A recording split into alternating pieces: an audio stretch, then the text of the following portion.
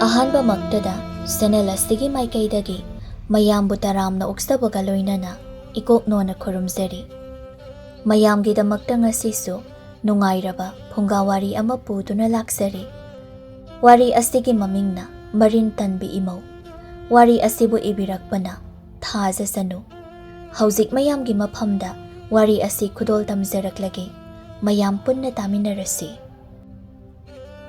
ꯊꯥꯏꯅ ꯃꯇꯝ ꯑꯃꯒꯤ ꯋꯥꯔꯤꯅꯤ꯫ ꯃꯇꯝ ꯑꯁꯤꯗ ꯊꯥꯕꯂꯩ ꯀꯧꯕꯤ ꯃꯧ ꯅꯍꯥ ꯑꯃ ꯂꯩꯔꯝꯃꯤ꯫ ꯊꯥꯕꯂꯩ ꯃꯔꯤꯟ ꯌꯥꯝꯅ ꯇꯟꯕ, ꯌꯨꯝꯒꯤ ꯊꯕꯛ ꯑꯃꯠꯇ ꯐꯖꯅ ꯇꯧꯅꯤꯡꯗꯕ ꯃꯧ ꯅꯍꯥ ꯑꯃ ꯑꯣꯏꯔꯝꯃꯤ꯫ ꯌꯨꯝꯗꯨꯗ ꯃꯄꯨꯔꯣꯏꯕ, ꯃꯆꯜꯅꯨꯄꯤ, ꯃꯃꯥ ꯃꯄꯥ ꯃꯈꯣꯏ ꯄꯨꯟꯅ ꯂꯩ꯫ ꯃꯇꯝ ꯑꯌꯥꯝꯕꯗ ꯌꯨꯝꯒꯤ ꯊꯕꯛꯁꯤꯡꯗꯒꯤ ꯃꯍꯥꯛ ꯃꯃꯥꯏ ꯂꯩꯊꯣꯛꯏ꯫ ꯇꯧꯅꯤꯡꯕ ꯃꯅꯤꯡ ꯇꯧꯗꯨꯅ ꯃꯅꯦ ꯃꯀꯨꯅ ꯉꯥꯡꯕꯗ ꯆꯤꯟꯗꯥ ꯄꯥꯎꯗꯥꯅꯗꯨꯅ ꯈꯠꯅꯗꯨꯅ ꯂꯩꯔꯝꯃꯤ꯫ ꯅꯣꯡꯃꯒꯤ ꯅꯨꯃꯤꯠꯅꯤ꯫ ꯊꯥꯕꯂꯩ ꯇꯨꯝꯂꯤ꯫ ꯂꯥꯡꯂꯦꯟꯅ ꯃꯈꯨꯠꯇ ꯁꯨꯝꯖꯤꯠ ꯑꯃ ꯄꯥꯏꯗꯨꯅ ꯁꯨꯃꯥꯡ ꯃꯥꯡꯒꯣꯜ ꯋꯥꯏ ꯅꯥꯟꯅ ꯁꯤꯠꯂꯤ꯫ ꯃꯥꯒꯤ ꯃꯃꯥ ꯁꯈꯤ ꯊꯣꯛꯂꯛꯏ꯫ ꯁꯈꯤꯅ ꯃꯆꯥꯅꯨꯄꯤꯗ ꯌꯦꯡꯗꯨꯅ ꯍꯥꯏ, "ꯍꯩ, ꯅꯅꯝꯃꯕꯨ ꯇꯨꯝꯕ ꯍꯧꯒꯠꯈ꯭ꯔꯕ꯭ꯔꯥ?" "ꯏꯃꯥ, ꯍꯧꯖꯤꯛꯄꯨ ꯏꯅꯝꯃꯒꯤ ꯇꯨꯝꯕ ꯍꯧꯒꯠꯄ ꯃꯇꯝꯂꯗ, ꯍꯧꯒꯠꯇ꯭ꯔꯤ, ꯇꯨꯝꯂꯝꯈꯤꯅꯤ." "ꯑꯁꯨꯛ ꯌꯥꯝꯅ ꯃꯔꯤꯟ ꯇꯟꯕ ꯃꯧ ꯑꯁꯤꯕꯨ ꯀꯔꯤꯅꯣ? ꯌꯨꯝꯒꯤ ꯊꯕꯛꯁꯤꯡꯁꯦ ꯇꯧꯕ ꯇꯟꯕꯗꯒꯤ ꯁꯨꯅꯤꯡꯗꯕꯗꯒꯤ ꯇꯨꯝꯁꯤꯟꯅꯗꯨꯅ ꯂꯩꯔꯤꯕꯅꯤꯅꯦ ꯃꯥꯒꯤꯁꯦ꯫ ꯑꯁꯤꯅꯕꯨ ꯌꯨꯝ ꯑꯃꯒꯤ ꯃꯧ ꯑꯣꯏꯔꯨꯅꯤ ꯍꯥꯏꯗꯨꯅ ꯂꯥꯛꯂꯤꯕꯁꯦ? ꯏꯃꯥ, ꯑꯩꯗꯤ ꯌꯥꯝ ꯉꯛꯏ꯫ ꯊꯕꯛ ꯃꯅꯥ ꯑꯃꯠꯇ ꯁꯨꯅꯤꯡꯗꯦ ꯍꯥꯏꯕꯅꯤ, ꯇꯨꯝꯕꯒ ꯆꯥꯕꯒ." "ꯐꯔꯦ ꯐꯔꯦ, ꯅꯪꯒꯤ ꯅꯊꯧꯗꯣ ꯇꯧꯖꯔꯣ." ꯏꯃꯨꯡꯗꯒꯤ ꯊꯥꯕꯂꯩ ꯃꯄꯥꯜꯗ ꯊꯨꯅ ꯊꯣꯛꯂꯛꯏ꯫ ꯃꯄꯥꯜꯗ ꯃꯅꯦꯝꯒ ꯃꯆꯜꯅꯨꯄꯤꯒ ꯂꯩꯕꯗꯨ ꯎꯏ꯫ ꯃꯃꯤꯠꯇꯨꯅ ꯄꯩꯔꯞ ꯌꯦꯡꯗꯨꯅ ꯍꯥꯏ, "ꯍꯧꯖꯤꯛꯀꯤꯗꯣ ꯀꯔꯤ ꯍꯥꯏꯕꯅꯣ? ꯑꯩꯒꯤ ꯃꯔꯝꯗꯒ ꯋꯥꯔꯤꯒ ꯁꯥꯟꯅꯔꯗꯅ ꯑꯩ ꯇꯥꯔꯝꯂꯣꯏ ꯍꯥꯏꯅ ꯈꯟꯕ꯭ꯔꯅꯦꯍꯦ?" ꯁꯈꯤꯅ ꯈꯨꯝꯃꯤ, "ꯏꯕꯦꯝꯃ, ꯁꯥꯟꯅꯖꯗꯦ ꯁꯥꯟꯅꯖꯗꯦ꯫ ꯅꯪꯒꯤ ꯃꯔꯝꯗ ꯑꯩꯈꯣꯏ ꯋꯥꯔꯤ ꯑꯃꯠꯇ ꯍꯦꯛ ꯁꯥꯟꯅꯖꯗꯦꯀꯣ." "ꯀꯩꯅꯣꯗ, ꯑꯩꯕꯨ ꯑꯉꯥꯎꯕꯤꯗꯧꯅ ꯑꯩ ꯂꯣꯏꯅ ꯇꯥꯍꯧꯔꯤꯕꯖꯥꯠꯅꯤ꯫ ꯆꯤꯟ ꯀꯥꯏꯗꯤ ꯊꯤꯅꯒꯨꯝꯁꯤ." "ꯑꯣ, ꯇꯥꯍꯧꯔꯤꯕ ꯑꯗꯨꯅꯗꯤ ꯅꯪꯗꯤ ꯉꯁꯥꯏ ꯃꯈꯩ ꯇꯨꯝꯗ꯭ꯔꯤꯕ ꯑꯣꯏꯔꯦ꯫ ꯏꯃꯧ ꯏꯕꯦꯝꯃ, ꯏꯃꯥꯗꯤ ꯅꯪꯁꯦ ꯇꯨꯝꯕ ꯍꯧꯒꯠꯇ꯭ꯔꯤꯕ ꯖꯥꯠꯂꯥ ꯍꯥꯏꯅ ꯈꯜꯂꯨꯔꯦ꯫ ꯑꯩꯅ ꯇꯨꯝꯕ ꯆꯥꯕ ꯇꯧꯕꯗ ꯏꯃꯥꯅ ꯑꯁꯨꯛ ꯌꯥꯝꯅ ꯌꯦꯡꯁꯤꯟꯕꯤꯔꯤꯕ, ꯄꯥꯅꯕꯤꯔꯤꯕ ꯑꯁꯤꯕꯨ ꯀꯔꯤꯒꯤꯅꯣ? ꯍꯩ, ꯌꯦꯡꯁꯤꯟꯗꯕ ꯌꯥꯔꯤꯕ꯭ꯔꯅꯦꯍꯦ? ꯊꯕꯛ ꯑꯃꯗ ꯇꯧ ꯍꯥꯏꯔꯨꯔꯕꯗꯤ ꯏꯁꯥ ꯅꯨꯡꯉꯥꯏꯇꯦ, ꯏꯁꯥ ꯉꯝꯗꯦ ꯍꯥꯏꯅ ꯍꯥꯏꯔꯛꯀꯅꯤꯅꯦ." "ꯉꯝꯗꯦꯕꯨ ꯉꯝꯗꯦ ꯍꯥꯏꯕꯅꯤ ꯀꯩꯅꯣ? ꯑꯍꯥꯎꯕ ꯆꯥꯔꯝꯗꯥꯏꯗꯗꯤ ꯀꯔꯤꯁꯨ ꯇꯧꯗꯦꯅꯦ ꯍꯥ? ꯍꯣ, ꯃꯗꯨꯅ ꯃꯇꯥꯡ ꯃꯇꯝꯒꯤ ꯋꯥ꯫ ꯑꯅꯥꯕ ꯃꯤꯗꯤ ꯆꯥꯕ ꯌꯥꯗꯦ ꯀꯥꯏꯅ ꯂꯩꯕ꯭ꯔꯣ? ꯆꯥꯅꯤꯡꯂꯦ ꯆꯥꯅꯤ, ꯆꯥꯅꯤꯡꯗ꯭ꯔꯦ ꯇꯣꯛꯀꯅꯤ꯫ ꯏꯃꯥꯅ ꯃꯗꯨꯗ ꯌꯦꯡꯁꯤꯟꯕꯒꯤ ꯃꯊꯧ ꯀꯔꯤꯁꯨ ꯇꯥꯗꯦ꯫ ꯌꯨꯝꯁꯤꯗ ꯄꯨꯟꯅ ꯂꯩꯃꯤꯟꯅꯔꯕꯅꯤꯅ ꯌꯦꯡꯁꯤꯟꯕ ꯇꯥꯕꯅꯤ꯫ ꯅꯌꯨꯝ ꯄꯥꯟꯒꯅꯤ ꯍꯥꯏꯕꯗꯤ ꯈꯪꯂꯒ ꯀꯔꯤꯒꯤ ꯌꯨꯝꯒꯤ ꯊꯕꯛꯇꯤ ꯇꯧꯅꯤꯡꯗꯦ? ꯃꯧ ꯑꯃꯒꯤ ꯋꯥꯍꯟꯊꯣꯛ ꯈꯪꯗꯅ ꯀꯔꯤꯒꯤ ꯃꯧ ꯑꯣꯏꯅꯤꯡꯂꯤ ꯍꯥ?" "ꯍꯣ, ꯑꯣꯏꯅꯤꯡꯗꯅ ꯑꯣꯏꯔꯤꯕ꯫ ꯑꯁꯨꯛ ꯌꯥꯝꯅ ꯉꯥꯡꯅꯤꯡꯕ ꯑꯍꯜ ꯑꯁꯤꯕꯨ ꯀꯔꯤꯅꯣ ꯈꯪꯗꯦ."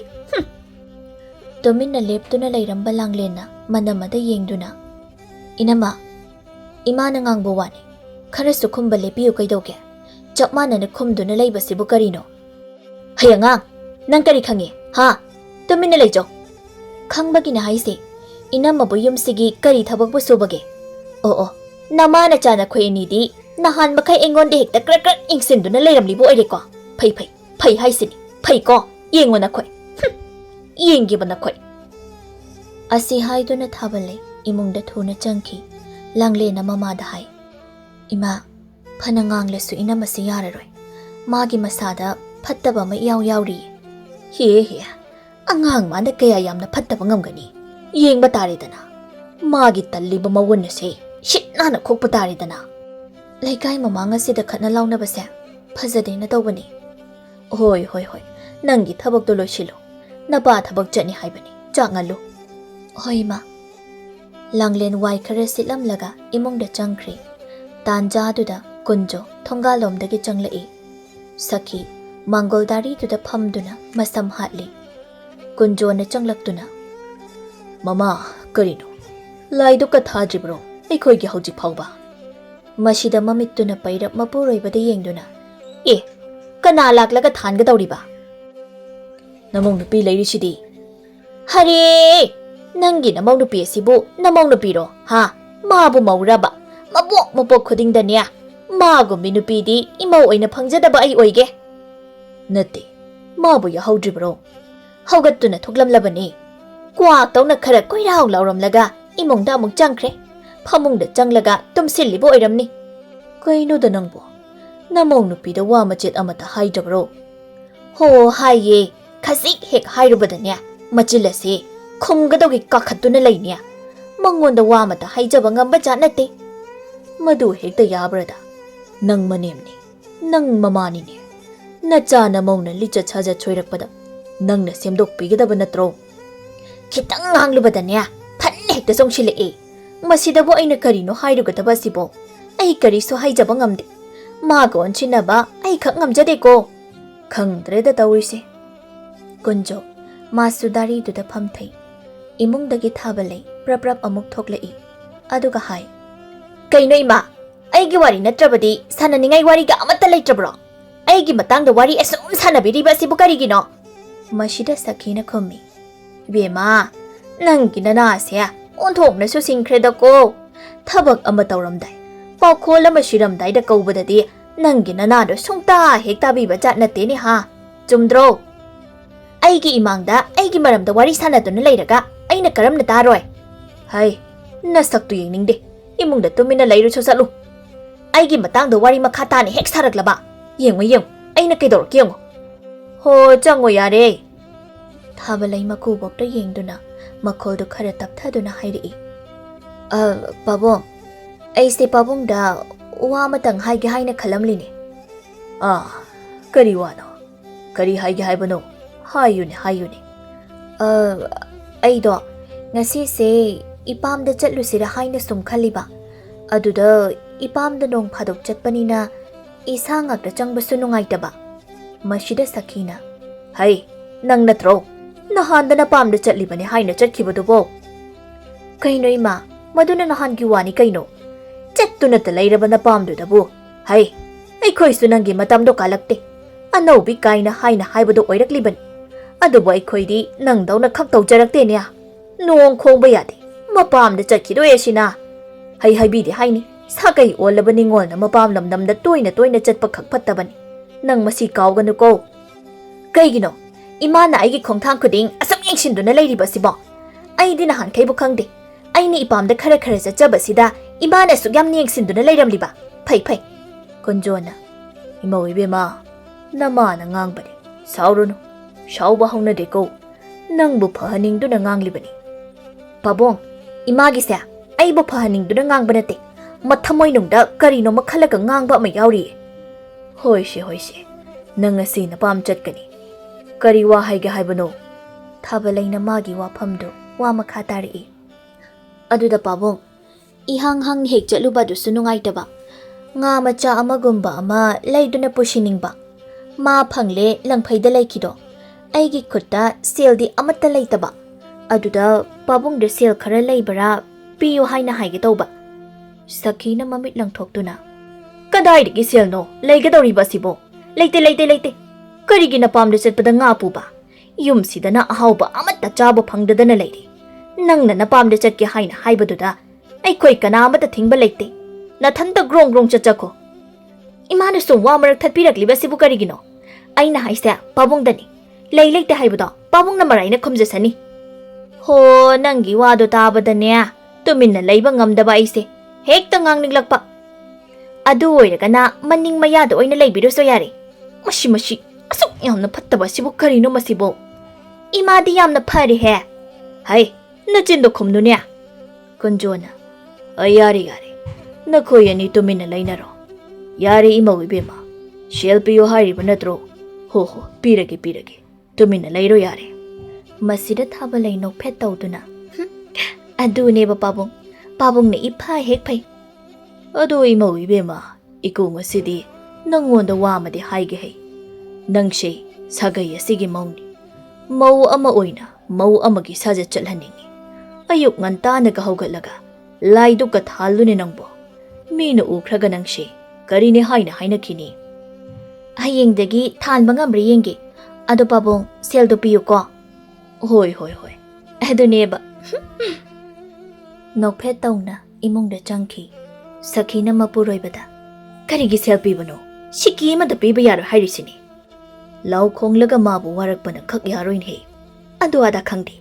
ꯁꯦꯜ ꯁꯤꯀꯤ ꯑꯃꯗ ꯄꯤꯕ ꯌꯥꯔꯣꯏ ꯍꯥꯏꯁꯤꯅꯦ ꯑꯩꯗꯤ ꯅꯪꯁꯨ ꯑꯃꯨꯛ ꯍꯧꯔꯛꯂꯕ꯭ꯔꯥ ꯍꯩ ꯅꯆꯥꯅꯨꯄꯤꯗꯨꯕꯨ ꯆꯥꯛꯀ ꯊꯣꯡꯈ꯭ꯔꯕ꯭ꯔꯥ ꯑꯩꯅꯦ ꯊꯕꯛ ꯆꯠꯇꯣꯏꯅꯤ ꯆꯥꯛ ꯉꯜꯂꯨ ꯍꯥꯏꯌꯨꯀꯣ ꯃꯥꯁꯨ ꯍꯧꯒꯠꯇꯨꯅ ꯃꯅꯤꯡꯂꯣꯝꯗ ꯆꯪꯈ꯭ꯔꯦ ꯁꯈꯤꯅ ꯉꯥ ꯂꯩꯕ ꯀꯥꯏꯅ ꯌꯨꯝꯁꯤꯗ ꯉꯥ ꯊꯣꯡꯕ ꯆꯥꯔꯛꯇ꯭ꯔꯤꯕꯁꯦ ꯀꯌꯥꯝ ꯀꯨꯏꯔꯦ ꯆꯥꯅꯤꯡꯅ ꯆꯥꯕ ꯐꯪꯗꯅ ꯂꯩꯔꯛꯂꯤꯕꯅꯤ ꯍꯥꯏꯕꯅꯤꯗ ꯑꯩꯗꯤꯕꯀꯣ ꯄꯨꯡꯖꯥ ꯈꯔ ꯍꯧꯖꯤꯟꯈ꯭ꯔꯦ ꯂꯥꯡꯂꯦꯟꯅ ꯆꯥꯛ ꯂꯣꯏꯔꯦ ꯃꯄꯥ ꯊꯕꯛ ꯆꯠꯀꯅꯤ ꯍꯥꯏꯕꯗꯨꯗ ꯃꯄꯥ ꯍꯥꯟꯅ ꯆꯥꯛ ꯄꯤꯖꯔꯦ ꯄꯥꯕꯨꯡ ꯆꯥꯛ ꯍꯥꯞꯂꯛꯈꯣꯔꯥ ꯌꯥꯔꯅꯤ ꯏꯄꯥꯁꯤꯅ ꯑꯣꯛꯂꯅꯤ ꯀꯨꯟꯖꯣ ꯆꯥꯛ ꯈꯔ ꯆꯥꯗꯨꯅ ꯍꯧꯒꯠꯈ꯭ꯔꯦ ꯃꯐꯤ ꯃꯔꯣꯜ ꯁꯦꯠꯄ ꯂꯣꯏꯔꯗꯨꯅ ꯃꯍꯥꯛ ꯃꯄꯥꯜꯗ ꯊꯣꯛꯈ꯭ꯔꯦ ꯊꯥꯕꯂꯩꯅ ꯍꯥꯏꯖꯩ ꯄꯥꯕꯨꯡꯁꯦ ꯊꯕꯛ ꯆꯠꯈꯤꯗꯧꯔꯕ ꯃꯥꯜꯂꯤꯅꯦ ꯑꯩꯅ ꯁꯦꯜ ꯈꯔ ꯄꯤꯔꯝꯃꯨ ꯍꯥꯏꯅ ꯍꯥꯏꯕꯗꯨꯕꯨ ꯑꯃꯨꯛ ꯀꯥꯎꯔꯕ ꯖꯥꯠꯂꯥ ꯑꯩ ꯑꯃꯨꯛꯇ ꯍꯥꯏꯍꯧꯔꯨꯗ꯭ꯔꯕꯗꯤ ꯁꯈꯤꯅ ꯃꯄꯨꯔꯣꯏꯕꯗ ꯍꯥꯏ ꯃꯈꯣꯏ ꯄꯥꯕꯨꯡ ꯊꯦꯡꯅ ꯃꯝꯅ ꯍꯟꯕꯤꯔꯛꯀꯅꯨ ꯃꯈꯣꯏ ꯄꯥꯕꯨꯡꯒꯤ ꯍꯧꯅꯕꯤ ꯆꯠꯈ꯭ꯔꯒ ꯍꯜꯂꯛꯀꯅꯤ ꯈꯪꯗꯕꯤꯗꯣ ꯈꯤꯠꯇꯧꯅꯨ ꯍꯣꯏꯗ ꯑꯩꯁꯨ ꯈꯪꯉꯤ ꯀꯩꯗꯧꯔꯒꯦ ꯊꯥꯕꯂꯩ ꯄ꯭ꯔꯞ ꯊꯣꯛꯂꯛꯇꯨꯅ ꯄꯥꯕꯨꯡ ꯑꯩꯅ ꯁꯦꯜ ꯄꯤꯔꯝꯃꯣ ꯍꯥꯏꯕꯗꯣ ꯏꯄꯥꯗꯤ ꯀꯥꯎꯕꯨ ꯀꯥꯎꯏꯅꯦꯍꯦ ꯅꯪꯒꯤ ꯁꯦꯜ ꯍꯥꯏꯗꯨꯕꯨ ꯂꯨꯄꯥ ꯀꯌꯥꯅ ꯌꯥꯗꯧꯔꯤꯕꯒꯦ ꯈꯔꯅ ꯌꯥꯅꯤꯗ ꯁꯈꯤꯅ ꯃꯃꯧ ꯅꯨꯄꯤꯗ ꯌꯦꯡꯗꯨꯅ ꯍꯩ ꯏꯜꯂꯤꯕ ꯐꯤꯗꯨꯅ ꯅꯀꯣꯛꯇꯨ ꯈꯨꯝꯕ ꯀꯩꯗꯧꯋꯤ ꯅꯀꯣꯒꯤ ꯃꯃꯥꯡꯗ ꯅꯀꯣꯛ ꯈꯨꯝꯒꯅꯤ ꯍꯥꯏꯕꯁꯨ ꯈꯪꯗꯦꯅꯦ ꯅꯪꯁꯦ ꯆꯞ ꯃꯥꯟꯅꯩ ꯀꯩꯅꯣ ꯏꯃꯥ ꯀꯨꯟꯖꯣꯅ ꯏꯃꯧ ꯏꯕꯦꯝꯃ ꯃꯥꯟꯅꯗꯦ ꯆꯞ ꯃꯥꯟꯅꯗꯦ ꯅꯀꯣ ꯎꯕꯗ ꯅꯀꯣꯛ ꯈꯨꯝꯒꯗꯕꯅꯤꯀꯣ ꯃꯁꯤꯗ ꯇꯈꯦꯜꯂꯩ ꯐꯤꯗꯨꯅ ꯃꯀꯣꯛ ꯈꯨꯝꯃꯤ ꯀꯨꯟꯖꯣꯅ ꯐꯨꯔꯤꯠ ꯈꯥꯎꯗꯒꯤ ꯁꯦꯜ ꯂꯧꯊꯣꯛꯇꯨꯅ ꯄꯤ ꯊꯥꯕꯂꯩꯅ ꯃꯈꯨꯠꯅ ꯍꯦꯛꯇ ꯂꯥꯝꯒꯦ ꯇꯧꯏ ꯃꯗꯨꯗ ꯁꯈꯤꯅ ꯃꯃꯧ ꯅꯨꯄꯤꯒꯤ ꯃꯈꯨꯠꯇꯨ ꯐꯠꯀꯟ ꯊꯣꯛꯇꯨꯅ ꯍꯩ ꯅꯀꯣꯒ ꯁꯝꯅꯕ ꯌꯥꯗꯦ ꯅꯪ ꯉꯁꯤꯒꯤ ꯏꯔꯨꯖꯔꯕ꯭ꯔꯥ ꯅꯪꯕꯨ ꯏꯔꯨꯖꯔꯕ꯭ꯔꯣ ꯑꯗꯨꯕꯨꯗꯤ ꯂꯨꯗ꯭ꯔꯤꯗ ꯂꯨꯅꯤ ꯍꯥꯏꯕꯗꯤ ꯈꯪꯗꯦꯅꯦ ꯁꯦ ꯀꯨꯟꯖꯣꯅ ꯁꯦꯜꯗꯨ ꯂꯩꯕꯥꯛ ꯃꯈꯥꯗ ꯊꯝꯗꯨꯅ ꯁꯤꯗ ꯂꯩꯔꯦ ꯂꯧꯔꯣ ꯃꯗꯨꯕꯨ ꯊꯝꯂꯝꯗꯨꯅ ꯃꯍꯥꯛ ꯊꯕꯛ ꯆꯠꯈ꯭ꯔꯦ ꯊꯥꯕꯂꯩꯅ ꯁꯦꯜꯗꯨ ꯇꯥꯞ ꯂꯧꯈꯠꯂꯤ ꯅꯣꯛꯐꯦꯠ ꯇꯧꯅ ꯃꯍꯥꯛ ꯏꯃꯨꯡꯗ ꯆꯪꯈꯤ ꯂꯥꯡꯂꯦꯟꯅ ꯃꯅꯝꯃꯕꯨ ꯀꯧꯗꯨꯅ ꯏꯅꯝꯃ ꯆꯥꯛ ꯂꯣꯏꯔꯦ ꯆꯥꯔꯔꯣ ꯁꯈꯤꯁꯨ ꯆꯥꯛ ꯆꯥꯗꯨꯒꯤ ꯆꯥꯛꯂꯨꯛ ꯃꯄꯥꯗ ꯐꯝꯗꯨꯅ ꯂꯩꯔꯦ ꯊꯥꯕꯂꯩꯅ ꯈꯨꯝꯂꯛꯏ ꯍꯣ ꯑꯩꯗꯤ ꯆꯥꯅꯤꯡꯗ꯭ꯔꯦ ꯆꯥꯔꯔꯣꯏ ꯏꯄꯥꯝꯗ ꯉꯥ ꯊꯣꯡꯕ ꯑꯣꯏꯅ ꯆꯥꯖꯔꯨꯔꯒꯦ ꯑꯁꯤ ꯍꯥꯏꯗꯨꯅ ꯇꯨꯃꯤꯟꯅ ꯂꯩꯈꯤ ꯂꯥꯡꯂꯦꯟꯁꯨ ꯃꯈꯥ ꯇꯥꯅ ꯀꯧꯔꯨꯗ꯭ꯔꯦ ꯃꯃꯥ ꯃꯆꯥ ꯃꯈꯣꯏ ꯑꯅꯤ ꯆꯥꯛ ꯆꯥꯃꯤꯟꯅꯔꯤ ꯊꯥꯕꯂꯩ ꯏꯔꯨꯗꯤ ꯂꯨꯖꯗꯅ ꯃꯐꯤ ꯑꯍꯟꯕ ꯁꯦꯠꯇꯨꯅ ꯃꯄꯥꯜꯗ ꯊꯣꯛꯈ꯭ꯔꯦ ꯆꯠꯂꯦ ꯐꯥꯎ ꯍꯥꯏꯔꯝꯗꯅ ꯃꯍꯥꯛ ꯊꯣꯛꯈ꯭ꯔꯦ ꯃꯃꯥ ꯃꯆꯥ ꯑꯅꯤꯅ ꯍꯥꯏꯅ ꯍꯧꯏ ꯂꯥꯡꯂꯦꯟꯅ ꯏꯃꯥ ꯏꯅꯝꯃꯁꯦ ꯑꯁꯨꯝꯅ ꯁꯨꯝ ꯊꯝꯂꯕꯗꯤ ꯌꯥꯔꯔꯣꯏ ꯀꯔꯤꯅꯣ ꯎꯄꯥꯏ ꯑꯃ ꯇꯧꯔꯒ ꯃꯥꯕꯨ ꯑꯃꯨꯛꯇ ꯋꯥꯈꯜ ꯇꯥꯍꯟꯕꯅ ꯆꯨꯝꯒꯅꯤ ꯃꯥꯅ ꯇꯧꯔꯤꯕ ꯃꯥꯅ ꯄꯨꯛꯆꯦꯜ ꯐꯠꯇ꯭ꯔꯤꯕ ꯑꯁꯤꯒꯤ ꯍꯥꯏꯔꯨꯔꯕꯗꯤ ꯆꯥꯛ ꯄꯤꯖꯗ꯭ꯔꯒ ꯈꯪꯒꯗꯕꯅꯤ ꯑꯗꯨꯗꯤ ꯏꯃꯥ ꯏꯅꯝꯃꯁꯦ ꯆꯥꯛ ꯄꯤꯖꯔꯣꯏꯁꯤꯔꯥ ꯅꯄꯥꯅ ꯌꯥꯔꯛꯂꯣꯏꯅꯦꯍꯦ ꯅꯄꯥꯅ ꯑꯩꯈꯣꯏꯗꯨ ꯑꯣꯏꯅ ꯑꯣꯟꯁꯤꯜꯂꯛꯀꯅꯤ ꯅꯄꯥꯅ ꯅꯝꯃꯁꯦ ꯑꯣꯟꯊꯣꯛꯅ ꯂꯨꯅ ꯇꯧꯖꯈ꯭ꯔꯕ ꯏꯃꯥ ꯇꯨꯃꯤꯟꯅ ꯑꯁꯨꯝꯅ ꯁꯨꯝ ꯂꯩꯁꯤꯟꯕꯗꯤ ꯈꯛꯆꯨꯝꯂꯣꯏꯀꯣ ꯏꯅꯝꯃꯅ ꯏꯃꯥ ꯄꯥꯕꯨꯡꯒꯤ ꯏꯊꯛ ꯀꯥꯗ꯭ꯔꯤꯉꯩ ꯁꯦꯝꯗꯣꯛꯍꯧꯕꯅ ꯐꯅꯤ ꯍꯥꯏꯁꯤꯅꯤ ꯐꯔꯦ ꯑꯗꯨꯗꯤ ꯉꯁꯤꯗꯒꯤ ꯍꯦꯛꯇ ꯃꯥꯒꯤ ꯄꯨꯛꯆꯦꯜꯕꯨ ꯁꯦꯝꯗꯣꯛꯅꯕ ꯏꯃꯥ ꯏꯆꯥ ꯆꯪꯗꯅ ꯍꯣꯠꯅꯔꯁꯤ ꯑꯁꯨꯝꯅ ꯃꯃꯥ ꯃꯆꯥ ꯑꯅꯤꯅ ꯀꯔꯤ ꯇꯧꯕ ꯌꯥꯕ ꯀꯔꯤ ꯊꯕꯛ ꯇꯧꯔꯒꯗꯤ ꯃꯃꯧ ꯅꯨꯄꯤꯒꯤ ꯁꯥꯖꯠ ꯂꯤꯆꯠ ꯑꯁꯤ ꯁꯦꯝꯗꯣꯛꯄ ꯌꯥꯒꯗꯒꯦ ꯍꯥꯏꯅ ꯋꯥ ꯀꯌꯥ ꯑꯃ ꯈꯟꯅꯔꯝꯃꯤ ꯀꯨꯟꯖꯣ ꯊꯕꯛ ꯑꯃꯒꯤ ꯆꯠꯈꯤꯕꯅꯤ ꯊꯕꯛ ꯑꯗꯨ ꯂꯣꯏꯁꯤꯟꯕꯗ ꯅꯨꯃꯤꯠ ꯅꯤꯅꯤ ꯍꯨꯝꯅꯤ ꯆꯪꯒꯗꯧꯔꯤ ꯑꯗꯨꯅ ꯃꯍꯥꯛ ꯃꯌꯨꯝꯗ ꯍꯟꯕ ꯌꯥꯗ꯭ꯔꯦ ꯃꯇꯝꯗꯤ ꯊꯦꯡꯖꯤꯟꯈ꯭ꯔꯦ ꯑꯩꯕꯨ ꯃꯇꯝꯁꯤꯗꯤ ꯊꯦꯡꯖꯤꯟꯈ꯭ꯔꯦ ꯊꯕꯛꯁꯦ ꯂꯣꯏꯔꯝꯗꯅ ꯌꯨꯝꯗ ꯍꯟꯕꯗꯤ ꯌꯥꯔꯔꯣꯏ ꯇꯧꯔꯤꯁꯦ ꯑꯩ ꯍꯜꯂꯛꯇ꯭ꯔꯦ ꯍꯥꯏꯗꯨꯅ ꯉꯥꯏꯗꯨꯅ ꯂꯩꯔꯝꯒꯗꯧꯔꯤꯕꯅꯤ ꯅꯤꯅꯤ ꯍꯨꯝꯅꯤꯗꯤ ꯁꯤꯗ ꯑꯩ ꯂꯩꯇꯕꯗꯤ ꯌꯥꯗ꯭ꯔꯦ ꯊꯕꯛꯅ ꯍꯦꯟꯅ ꯂꯨꯈꯤꯕꯅ ꯃꯍꯥꯛ ꯃꯐꯝꯗꯨꯗ ꯂꯩꯔꯤ ꯃꯝꯁꯤꯟꯈ꯭ꯔꯦ ꯊꯥꯕꯂꯩ ꯃꯄꯥꯝꯗꯒꯤ ꯍꯜꯂꯛꯇꯨꯅ ꯂꯩꯔꯤ ꯐꯃꯨꯡꯗꯨꯗ ꯃꯍꯥꯛ ꯍꯤꯞꯇꯨꯅ ꯄꯣꯊꯥꯔꯤ ꯃꯥꯡꯒꯣꯜꯗꯅ ꯁꯈꯤꯒ ꯂꯥꯡꯂꯦꯟꯒ ꯃꯃꯥ ꯃꯆꯥ ꯑꯅꯤ ꯐꯝꯂꯤ ꯂꯥꯡꯂꯦꯟꯅ ꯏꯃꯥ ꯄꯥꯕꯨꯡꯗꯣ ꯍꯜꯂꯛꯄ ꯎꯗꯤꯌꯦ ꯑꯩꯅ ꯁꯤ ꯊꯣꯛꯂꯅꯤ ꯍꯥꯏꯕꯁꯦ ꯑꯗꯨꯝ ꯈꯪꯂꯕꯅꯤ ꯃꯥꯒꯤ ꯍꯧꯅꯕꯤ ꯆꯠꯄꯨ ꯆꯠꯈ꯭ꯔꯕꯗꯤ ꯌꯨꯝꯗ ꯍꯜꯂꯛꯀꯅꯤ ꯍꯥꯏꯕ ꯈꯪꯗꯕꯁꯦ ꯈꯛꯇꯧꯅꯨ ꯍꯥꯏꯕꯅꯤ ꯌꯥꯗꯦꯅꯦ ꯁꯦ ꯊꯕꯛ ꯁꯨꯕꯒꯤ ꯂꯩꯕ ꯑꯣꯏꯔꯝꯂꯅꯤꯗ ꯅꯍꯥꯟꯃꯨꯛꯁꯨ ꯍꯜꯂꯛꯇꯦ ꯍꯥꯏꯅ ꯇꯧꯔꯒ ꯊꯕꯛ ꯁꯨꯕꯒꯤ ꯂꯩꯔꯝꯕꯗꯣ ꯑꯗꯨꯕꯨꯗꯤ ꯆꯨꯝꯕ ꯉꯁꯤ ꯃꯥꯅ ꯆꯠꯈ꯭ꯔꯤꯕ ꯑꯗꯨꯁꯨ ꯅꯍꯥꯟꯃꯨꯛꯀꯤ ꯃꯐꯝ ꯑꯗꯨꯗꯅꯤ ꯁꯣꯏꯗꯅ ꯂꯩꯔꯝꯂꯒꯅꯤ ꯌꯥꯔꯤꯁꯤ ꯏꯃꯥ imong do oine changlasi. Hai, numidangi chak kai do thongnaba tawruro. Natti. Thongnaba kari inchangbu leirabagene. Yendem khara lehawi iron chilagi. Hoi hoi. Langlen imong da changkhri. Chakhum da changduna chak thongba hawgatkri. Thabalai di phamung da hipli. Mayumda chak mabuk pokhai khai mahak charaklabani. Langlen chak thongi. Manamagi chak saruk di haplamde. Asum tauna numidangi chak thongba loire. Mamaga makhoi ani chak charami. Thabalai na khalli.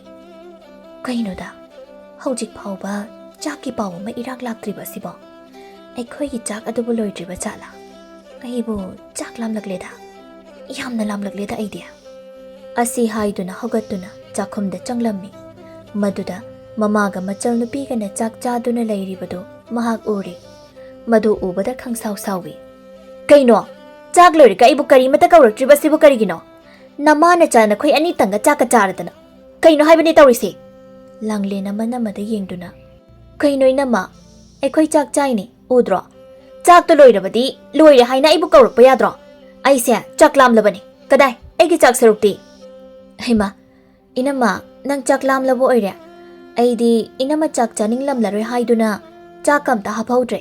Kamai tawni inama. Chak haphaudre kakaidana. He ngang nangi saibu asitribara. Ipamda nga thongba charuni haina hairambaduda chak chaning lamlaroi haina khallure. Chak lemlabasu nungaitre haiduna haptabani. Inama sauba yade. Ngasidi chara henbiro. Aidi yaroye. Chara henba suya yaroi. Ai hojik chak yamna lamlabani. Sasathuna aigi saruk aina chanaba thongu. Inama ngasaina khanglamlabadi inamagi chak saruk khara khaklamgadabani. Aduba hojikti imaga aikhoi anigina loina hek chathokre. Amatabu leitre. Khangde khangde. Aigi chak saruk hojikmak thonggadabani hairibasini. Ai chara henba sungamngamloi. Inama chak pok thanbagi yamna talleda ai. Inamana chak to chaninglagana inamana oine hek thonglaga chajaro. Hai nangi saibu asitribara. Thuna thongo haiseni. Sakhina muk hairei. Nakhut pali du kaidonabano. Mau amani haiduna sak chara ama thongningdaba sibu karino. Nangbu laigi macharo ha. Laigi machadona amun bakatlo hairibro. Aikhoi sumini. Nangi adum loina hotnaduna leiba kanana ngamgani. Chaninglabadi nathibongdo thonglaga chajo. Aduk yamna narin tallabanina. Ngasi haiba namit asidagi yengu nang. Tumina laiki thabalaina. Pai pai. Yengnaba tare dana adudia. Yengnaba tare haisini. Thabalai yamna sauna thokri. Magi matau adubu ubada. Sakhiga langlengadi yengnaduna nokhawi. Asum tauna thabalai. Ahingasi machara henduna lele. Mathangi numitni. Sakhina mamong nupida hai. Imau ibema. Ayuki thongnaba chingdi imana walaklabani. Yangkokta haplaga amukta khapto u. Phungga yawba khanto u. Mashida thabalaina. Kai haibana hojiki doima. Aibu phau khapu kaina. Khaptrabadi kamaina chak thonggani. Ho ngamjaroi hairisine aidi. Ching khapu kaina. Kadaidagi chingna chak thonggadawrige adudi. Nachanupi laisidi mangonda hayu. Ho ichasi ware. Ichasi yamna ware. Ichasi laisabini. Laisabi khangaba. Yumgi kupnom singse subada. Yamna warabani. Aduna matam kharadi thabak sudana nungaina leijarasani. Mana thabak sudradi yumgi thabak singse kanana tawbigadoiba. Nang leirisidi. Nang ngama ichaw chawna leirisidi. Nangna loina taw tabani kaino. Ngamjaroi. Aibu yumgi thabak taw kaina. Ngamjaroi aidi. Yengba taridana adudia. Ngambra ngamdabra haibado. Khawshida yawrishe chengni. Phajana khapto. Aduga sengna iruja thoglagane chakhumda changdune chak thongu. Thabalai mahak yamna saurami. Tanja sida imongdagi langlen thoglai. Mama bu yengduna hai. Ma hoi mau. Aigi kokse. Jinghina kamukta phajana loge. Aikhoigi chak maiga thagat khrabro. Ho nana mana thagatlani haiban. Ngaihak hek ngairo. Masida thabalaina mamit langthoktuna. Kari haiba haujikido. Aina kadaida chak mai thagatkani hai. Nangba haujikta haikriba adudi. Aidi chak thongma ngamloi. Hai. Nachal nupina chinghi laurabra haina hanglibase nang taraba natra. Icha iruzage hairi. Thuna chakhumda changnaba tawnang. Ho ai ngamloi ye. Ai suk ngamloi haisini. Ngamloi hairaga yaroin hei. Sat tawnya. Mama macha anido imungda changki. Thabalai haija hawi. Kari, aina jeng khapa. Chak thongba. Ai ngamloi. Ai su ngamloi. Pung khara haujinkhre. Thabalai phamungda hipli. Ngarang numidangdagi chara helakli mahak. Haujikti chak lamlakli mahak. Chak lambana loiri. Aibu chak onthokna lamleda. Kamdongni shide. Pokkasi khongbasu yaushilakli tawrise. Kamdongni shide. Tumba yadraduna haugalakli. Haugattuna machanupibu kawi. Langlen, nang sidam talaw. Langlen khumlai. Kaino, ai sida laiye. Sida law haibane. Ngamoy, ai haugatpa yade. Ina mo ina sida law. Thabalai haugattuna machal nupigi kada changi. Mabu yengduna hai. Inamase chak lambana loiri. Ichaldi maram yamna mokpani. Chak amukta thonglusu. Hongam zedre, karigi chak thongbano. Ngamde. Ai hipli se udro. Maram mokpani se. Chak thongbabu kayang waba thabakno. Amta phat thongdoklu soba. Inama, nang si yum masigi mauni. Chak thongba. Waishit wairam tawba se. Mau amagi mathaw oiramgani. Inamadi nong matabu tawram loine. Ai na ngakta tawduna lakpani. Haujikti ai su ngamdre. Inamana loina tawba tare haujik. Sakhi phat changlaktuna. Hai, kanana ichada ba khonchiribado. Aigi ichadi thabak amata suba yaroi. Langlena mamada pau tammi. Ima, inamana ingonda chak thongo hairiba. Ha, kariya. Ichadabu mane hekta chak thongo haina hairiba. Hai, ichana haishe sumbra. Nangbu nakhut pandabro. Nakhuto nakrangdo lotuna thammana di kari sukanaroi. Mau ama oirabadi, mau amagi saja chatlunya. Thabalai. Mama macha makhoi ani chap manakiba aduda mahak makhata na wa ngangba ngamdre mahak thokre mahak tawpham khangde chak lambane henmalladuna hoide he haiduna mahak chakhomda hek changi sakhi phat changlaktuna kaino iruzadana chakhomda changliba sibo chakhom se nangna mangthokpirage hairibro chalu yamna thuna chalu ima ai chak lambana loire ai chak thongge tawbane Nangna chak thongbada kanamtana nangonda thingden hei. Adubu, iruzadana chakhomda changbadi shungya hek yaroi. Ima, ai iruzabadi talli. Iruzaba tallagana thonglonu chaka. Charonu chaka amata. Khangdreda ai ima, chakna chak lambani. Luda lujarurage ai. Asi haiduna thoki. Mamang pukri tamna chattuna, ising soktuna, mahak phajana iruza thokli.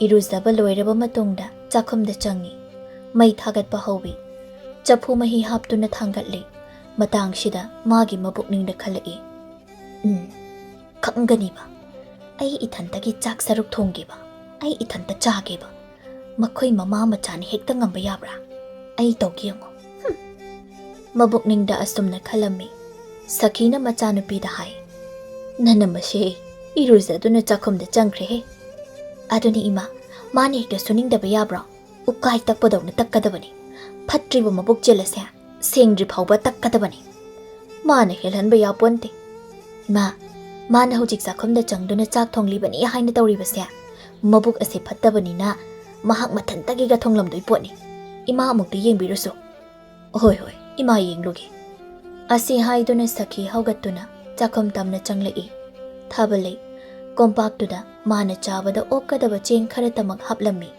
madubu sakhina uraduna hai imoi bema nangna thongge tawriba cheng si yamandene nangbo ima icha aikhoi anita chabadi okloi haiba khara ga hapchilunya kaino ima aina thongdoise ima hoigi saruk yaude ai ithanta chanabani hai nangondadi kanana nangna thantagi chak saruk thongduna chaw hairiba aikhoina thongduna nangna charakpa natro Aikhoigi saruk haptuna thonggadabani karigomba hek thongdraba nang oina pijaroi mullaga chagadabani chengna aina waluraga ai pijaroi ka kaidana hai cheng sasar hapchillu asumna hairabada thabalai cheng amuk hapchilli yam tanna mahakna chak thongli asum tawna sakhi amadi langlen mama macha anina mamong nupibu wakhal taraknaba yamna kanna hotnarami Sakhina mapuroibana laitringai namit kharani asida phajana tawba yaba khara tawri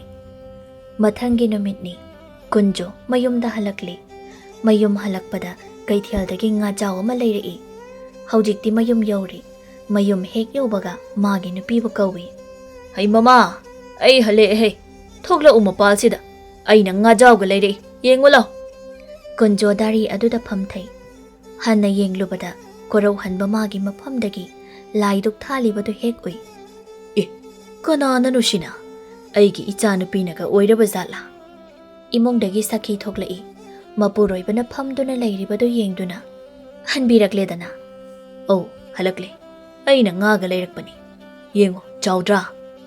ꯉꯥꯗꯨꯗ ꯃꯨꯟꯅ ꯌꯦꯡꯗꯨꯅ, "ꯍꯣꯏꯅꯦ ꯃꯈꯣꯏ ꯄꯥꯕꯨꯡ, ꯉꯥꯁꯤ ꯌꯥꯝꯅ ꯆꯥꯎꯏꯅꯦ." "ꯑꯁꯨꯝꯗꯧꯕꯅꯤ, ꯑꯍꯥꯎꯕ ꯏꯟꯁꯥꯡꯁꯨ ꯆꯥꯗꯕ ꯀꯨꯏꯔꯦ. ꯅꯪꯁꯨ ꯉꯥ ꯊꯣꯡꯕ ꯆꯥꯅꯤꯡꯉꯤ ꯍꯥꯏꯅ ꯍꯥꯏꯕꯗꯨꯗ ꯑꯩꯅ ꯂꯩꯔꯛꯄꯅꯤ꯫ ꯅꯪ ꯊꯣꯡꯒꯦꯔꯥ ꯅꯆꯥꯅꯨꯄꯤꯕꯨ ꯊꯣꯡꯍꯟꯒꯦꯔꯥ? ꯅꯪꯅ ꯊꯣꯛꯄ ꯇꯧꯔꯣ꯫ ꯐꯠ ꯍꯦꯛ ꯍꯜꯂꯛꯄ ꯌꯥꯒꯗꯕꯣꯏ ꯅꯤꯡꯂꯨꯕꯅꯤ, ꯑꯗꯨꯕꯨ ꯅꯤꯅꯤ ꯍꯨꯝꯅꯤ ꯑꯗꯨꯝ ꯂꯩꯊꯣꯛꯂꯛꯂꯦ." "ꯍꯣ, ꯑꯗꯨꯅꯦ ꯑꯩꯅ ꯍꯥꯏꯖꯈꯤꯕꯗꯣ, ꯃꯈꯣꯏ ꯄꯥꯕꯨꯡꯒꯤꯗꯤ ꯆꯠꯄꯨ ꯆꯠꯈ꯭ꯔꯗꯤ ꯍꯦꯛꯇ ꯍꯜꯂꯛꯇꯕ ꯑꯁꯤ ꯃꯍꯧꯁꯥꯅꯤ." "ꯊꯕꯛ ꯁꯨꯗꯨꯅ ꯁꯦꯜ ꯇꯥꯜꯂꯤꯕꯅꯤꯅ ꯅꯪꯕꯣ꯫ ꯉꯥꯏꯈꯣꯅꯦ, ꯂꯥꯏꯗꯨꯛꯀ ꯊꯥꯜꯂꯝꯂꯤꯕ ꯑꯁꯤꯕꯨ ꯅꯆꯥꯅꯨꯄꯤꯅꯔꯣ? ꯏꯆꯥꯕꯨ ꯀꯗꯥꯏꯅꯣꯅꯦ?" ꯃꯁꯤꯗ ꯁꯈꯤꯅ ꯍꯥꯏꯐꯦꯠ ꯅꯣꯛꯇꯨꯅ, "ꯍꯣ, ꯅꯆꯥꯅꯨꯄꯤꯅ ꯅꯠꯇꯤꯌꯦ." "ꯑꯗꯨꯗꯤ ꯀꯅꯥꯅ? ꯅꯪꯅꯔꯣ? ꯑꯦ, ꯅꯪꯗꯤ ꯃꯧ ꯑꯅꯧꯕꯤꯒꯤ ꯃꯑꯣꯡꯗ ꯍꯧꯖꯤꯛꯄꯨ ꯑꯃꯨꯛ ꯂꯥꯏꯗꯨꯛꯀ ꯊꯥꯜꯂꯤꯕ ꯑꯣꯏꯔꯤꯅꯦꯀꯣ?" "ꯑꯩ ꯅꯠꯇꯤꯌꯦ ꯀꯩꯅꯣ." "ꯑꯗꯨꯗꯤ ꯀꯅꯥꯅ?" "ꯍꯣ, ꯅꯃꯧ ꯅꯨꯄꯤꯅ." ꯃꯁꯤꯗ ꯀꯨꯟꯖꯣ ꯏꯉꯛꯉꯛꯅ, "ꯍꯥ? ꯏꯃꯧ ꯅꯨꯄꯤꯅ ꯍꯥꯏꯕ? ꯀꯝꯗꯧꯅ? ꯁꯦꯡꯂꯕ꯭ꯔꯅꯦ ꯅꯪꯒꯤꯁꯤꯕꯣ?" "ꯁꯦꯡꯂꯕꯅꯦ." "ꯑꯩꯕꯨ ꯃꯪꯂ ꯇꯥꯏꯕꯪꯂ ꯀꯔꯤꯅꯣ ꯇꯧꯔꯤꯁꯤꯕꯣ?" ꯏꯃꯨꯡꯗꯒꯤ ꯊꯥꯕꯂꯩ ꯐꯤꯁꯦꯡ ꯁꯦꯠꯇꯨꯅ, ꯏꯜꯂꯤꯕ ꯐꯤꯗꯨꯅ ꯃꯀꯣꯛꯇ ꯈꯨꯝꯗꯨꯅ, ꯏꯁꯤꯡ ꯈꯨꯖꯥꯏ ꯑꯃ ꯄꯥꯏꯗꯨꯅ ꯃꯄꯥꯜꯗ ꯊꯣꯛꯂꯛꯏ꯫ ꯃꯄꯥꯒꯤ ꯅꯥꯛꯇ ꯆꯪꯁꯤꯟꯗꯨꯅ, "ꯄꯥꯕꯨꯡ, ꯏꯁꯤꯡꯁꯦ ꯊꯛꯄꯤꯌꯣ, ꯂꯝꯁꯥꯡ ꯍꯜꯂꯛꯄꯒꯤ ꯋꯥꯔꯝꯂꯒꯅꯤ." "ꯍꯥ?" ꯇꯤꯉꯛ-ꯇꯤꯉꯛꯅ ꯏꯁꯤꯡ ꯈꯨꯖꯥꯏꯗꯨ ꯂꯧꯏ꯫ ꯏꯁꯤꯡꯗꯨ ꯃꯍꯥꯛ ꯊꯛꯏ꯫ ꯁꯈꯤꯅ ꯃꯃꯧ ꯅꯨꯄꯤꯗ ꯌꯦꯡꯗꯨꯅ, "ꯏꯃꯧ ꯏꯕꯦꯝꯃ, ꯅꯀꯨꯅ ꯉꯥ ꯂꯩꯔꯛꯂꯤ. ꯅꯪ ꯑꯃꯨꯛꯇ ꯍꯥꯎꯅ ꯊꯣꯡꯂꯛꯎ, ꯑꯩꯈꯣꯏ ꯄꯨꯟꯅ ꯍꯥꯎꯅ ꯆꯥꯁꯤ." "ꯍꯣꯏ ꯏꯃꯥ." ꯑꯁꯤ ꯍꯥꯏꯗꯨꯅ ꯉꯥꯗꯨ ꯄꯥꯏꯗꯨꯅ ꯏꯃꯨꯡꯗ ꯆꯪꯈꯤ꯫ ꯀꯨꯟꯖꯣꯅ ꯏꯉꯛ-ꯉꯛꯅ ꯃꯥꯒꯤ ꯅꯨꯄꯤꯗ ꯍꯪꯉꯤ, "ꯁꯈꯤꯌꯥ, ꯑꯁꯤꯕꯨ ꯑꯩꯒꯤ ꯏꯃꯧꯗꯨꯔꯅꯦ?" "ꯃꯥꯅꯤ ꯀꯩꯅꯣ, ꯃꯁꯛ ꯈꯪꯕꯤꯗ꯭ꯔꯕꯔꯣ?" "ꯅꯨꯃꯤꯠ ꯍꯨꯝꯅꯤ ꯃꯔꯤꯅꯤ ꯌꯨꯝ ꯊꯥꯗꯣꯛꯇꯨꯅ ꯆꯠꯂꯨꯔꯒ ꯍꯜꯂꯛꯄꯁꯤꯗ ꯌꯨꯝꯁꯤ ꯏꯑꯣꯟ ꯑꯣꯟꯗꯨꯅ ꯂꯩꯔꯝꯂꯦ꯫ ꯅꯠꯇꯦ, ꯑꯩꯅ ꯆꯪꯂꯛꯂꯤꯕ ꯌꯨꯝꯁꯤꯕꯨ ꯎꯅꯔꯕ ꯖꯥꯠꯂꯅꯦ?" "ꯍꯣ, ꯑꯣꯟꯅꯗꯤꯌꯦ. ꯅꯃꯥꯡꯗ ꯂꯩꯔꯤꯁꯦ ꯑꯩꯅꯤ ꯀꯩꯗꯧꯔꯒꯦ? ꯅꯪꯒꯤ ꯃꯇꯝ ꯑꯃꯒꯤ ꯁꯛꯍꯦꯟꯕꯤ ꯁꯈꯤꯗꯨꯅꯤ꯫ ꯑꯩꯕꯨ ꯀꯥꯎꯔꯕ꯭ꯔꯥ ꯀꯔꯤꯅꯣ?" "ꯍꯩ, ꯅꯪꯕꯨꯗꯤ ꯀꯔꯝꯅ ꯀꯥꯎꯅꯤ ꯍꯥꯏꯒꯦꯅꯦ? ꯑꯩꯅ ꯍꯥꯏꯗꯤ ꯑꯁꯦꯡꯕ ꯅꯨꯡꯁꯤꯠ ꯑꯃꯒ ꯌꯨꯝꯁꯤꯗ ꯁꯤꯠꯂꯝꯕ ꯑꯁꯤꯗ ꯉꯛꯂꯤꯕꯅꯤꯗꯅ." "ꯍꯣ, ꯃꯁꯤ ꯄꯨꯝꯕ ꯅꯆꯥꯅꯨꯄꯤꯒ ꯑꯩꯒꯅ ꯍꯣꯠꯅꯔꯤꯕꯅꯤꯗꯅ꯫ ꯅꯃꯧ ꯅꯨꯄꯤꯁꯦ ꯍꯧꯖꯤꯛꯇꯤ ꯋꯥꯈꯜ ꯐꯖꯅ ꯇꯥꯔꯕꯅꯤ꯫ ꯌꯨꯝꯒꯤ ꯊꯕꯛ ꯄꯨꯝꯕ ꯃꯥꯅ ꯂꯣꯏꯅ ꯁꯨꯔꯕꯅꯤ꯫ ꯃꯔꯤꯟ ꯇꯟꯕ, ꯁꯨꯅꯤꯡꯗꯕ ꯏꯃꯧ ꯍꯥꯏꯕꯗꯣ ꯍꯧꯖꯤꯛꯇꯤ ꯑꯣꯏꯗ꯭ꯔꯕꯅꯦ, ꯑꯣꯏꯗ꯭ꯔꯕ." "ꯈꯪꯗ꯭ꯔꯦꯗ ꯁꯈꯤ, ꯑꯩ ꯀꯣꯛ ꯀꯥꯏꯁꯤ ꯏꯉꯥꯎ ꯍꯦꯛ ꯉꯥꯎꯏ." ꯂꯥꯡꯂꯦꯟꯁꯨ ꯃꯄꯥꯜꯗ ꯊꯣꯛꯂꯛꯏ꯫ ꯃꯄꯥꯕꯨ ꯌꯦꯡꯗꯨꯅ, "ꯑꯦ, ꯄꯥꯕꯨꯡ ꯍꯜꯂꯛꯂꯝꯂꯦꯗꯅ?" "ꯑꯧ, ꯏꯄꯥ ꯍꯜꯂꯛꯂꯦ." "ꯉꯥ ꯂꯩꯔꯛꯂꯦ ꯍꯥꯏꯔꯣ?" "ꯑꯆꯧꯕ ꯑꯃ ꯂꯩꯔꯛꯄꯅꯦ, ꯅꯅꯝꯃꯅ ꯄꯨꯁꯤꯟꯈ꯭ꯔꯦ." "ꯑꯗꯨꯕꯨꯔꯣ ꯄꯥꯕꯨꯡ, ꯑꯩꯈꯣꯏ ꯏꯅꯝꯃꯁꯦ ꯊꯣꯡ ꯊꯥꯛꯄ ꯀꯌꯥꯝ ꯍꯩꯔꯖꯥꯠꯅꯤ, ꯍꯥꯎꯁꯨ ꯌꯥꯝꯅ ꯍꯥꯎꯕꯅꯦ." "ꯏꯄꯥꯒꯤ ꯏꯕꯦꯝꯃ, ꯏꯄꯥ ꯀꯣꯛ ꯉꯥꯎꯏꯀꯣ."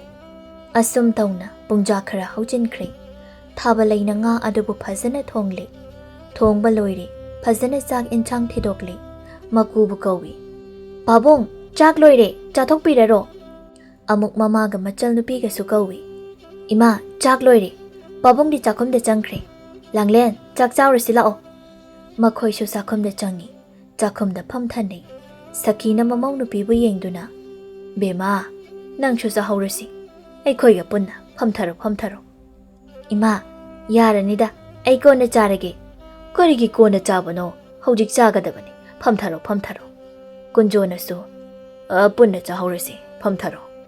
ꯊꯥꯕꯂꯩ ꯐꯝꯊꯩ꯫ ꯃꯈꯣꯏ ꯆꯥꯛ ꯆꯥꯏ꯫ ꯀꯨꯟꯖꯣꯅ, "ꯍꯥꯎꯔꯦꯍꯩ, ꯉꯁꯤꯒꯤ ꯉꯥ ꯊꯣꯡꯕꯁꯤꯗꯤ." ꯁꯈꯤꯅ ꯅꯣꯛꯇꯨꯅ, "ꯑꯗꯨꯕꯨꯗꯤ ꯅꯃꯧ ꯅꯨꯄꯤꯅ ꯊꯣꯡꯕꯅꯤꯗꯅ." ꯂꯥꯡꯂꯦꯟꯅ ꯍꯪꯉꯤ, "ꯄꯥꯕꯨꯡ, ꯑꯩꯅ ꯊꯣꯡꯕꯒ ꯏꯅꯝꯃꯅ ꯊꯣꯡꯕꯒ ꯀꯅꯥꯅ ꯍꯦꯟꯅ ꯍꯥꯎꯏ?" "ꯍꯥ, ꯏꯄꯥꯗꯤ ꯈꯪꯗ꯭ꯔꯦꯍꯦ ꯑꯗꯨꯗꯤ." "ꯑꯩꯅ ꯊꯣꯡꯕꯅ ꯍꯦꯟꯅ ꯍꯥꯎꯏꯀꯣ ꯏꯃꯥ." "ꯍꯣꯏ, ꯍꯣꯏ, ꯍꯣꯏ, "ꯏꯆꯥꯅ ꯊꯣꯡꯕꯁꯨ ꯍꯥꯎꯏ, ꯏꯃꯧꯅ ꯊꯣꯡꯕꯁꯨ ꯍꯥꯎꯏ, ꯂꯣꯏꯅ ꯍꯦꯛ ꯍꯥꯎꯏ." ꯑꯁꯨꯝ ꯇꯧꯅ ꯍꯔꯥꯎ ꯍꯔꯥꯎꯅ ꯃꯈꯣꯏ ꯆꯥꯛ ꯆꯥꯃꯤꯟꯅꯔꯝꯃꯤ꯫ ꯁꯨꯅꯤꯡꯗꯕꯤ ꯃꯧ ꯑꯣꯏꯔꯝꯕ ꯊꯥꯕꯂꯩ ꯍꯧꯖꯤꯛꯇꯤ ꯌꯨꯝꯒꯤ ꯊꯕꯛ ꯄꯨꯝꯕ ꯃꯍꯥꯛꯅ ꯂꯣꯏꯅ ꯁꯨꯔꯤ꯫ ꯃꯥꯒꯤ ꯄꯨꯛꯆꯦꯜ ꯍꯣꯡꯂꯤ꯫ ꯃꯥꯅ ꯇꯧꯖꯈꯤꯕꯁꯤꯡ ꯑꯗꯨ ꯅꯤꯡꯁꯤꯡꯂꯨꯔꯒ ꯃꯊꯟꯇ ꯃꯍꯥꯛ ꯏꯀꯥꯏꯖꯔꯛꯂꯤ꯫ ꯌꯨꯝꯒꯤ ꯂꯥꯏꯒꯤ ꯊꯕꯛ ꯇꯧꯗꯨꯅ ꯆꯥꯛꯊꯣꯡ ꯐꯥꯎꯁꯨ ꯇꯧꯗꯨꯅ ꯃꯅꯦꯝ ꯃꯀꯨꯒ ꯂꯣꯏꯅꯅ ꯌꯨꯝꯗꯨꯗ ꯏꯪꯅ ꯆꯤꯛꯅ ꯅꯨꯡꯉꯥꯏꯅ ꯂꯩꯈꯤꯔꯝꯃꯤ꯫